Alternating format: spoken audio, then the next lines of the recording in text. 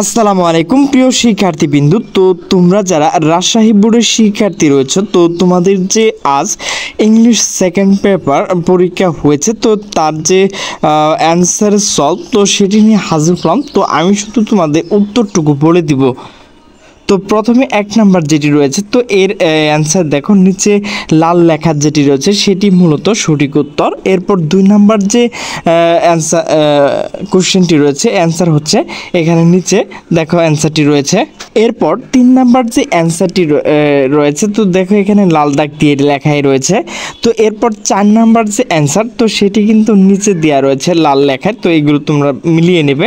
তো এরপর পাঁচ নাম্বার যে অ্যান্সার, তো দেখো এখানে কিন্তু সেটিও দেওয়া রয়েছে। এরপর ছয় নাম্বার যে কোশ্চেন, তো এখানে দেখো অ্যান্সার রয়েছে, তো তোমরা ভালোভাবে ভিডিওটি স্টপ করে দেখে নেবে। এরপর সাত নাম্বার যে কোশ্চেনটি রয়েছে, তো এর অ্যান্সার এখানে রয়েছে। তো এরপর আট নাম্বার যে কোশ্চেন রয়েছে, তো এখানেও কিন্তু অ্যান্সার রয়েছে। এরপর নয় নাম্বার যে কোশ্চেনটি রয়েছে, তো এখানে কিন্তু অ্যান্সারটি রয়েছে। প্রিয় শিক্ষার্থীবৃন্দ, এরপর দেখো 10 নাম্বার যে কোশ্চেন, তো এরও কিন্তু অ্যান্সার রয়েছে। তো এরপর 11 নাম্বার যেটি রয়েছে, তো এরও কিন্তু অ্যান্সার রয়েছে। তো তোমরা ভিডিওটি স্টপ করে ভালোভাবে দেখে নেবে।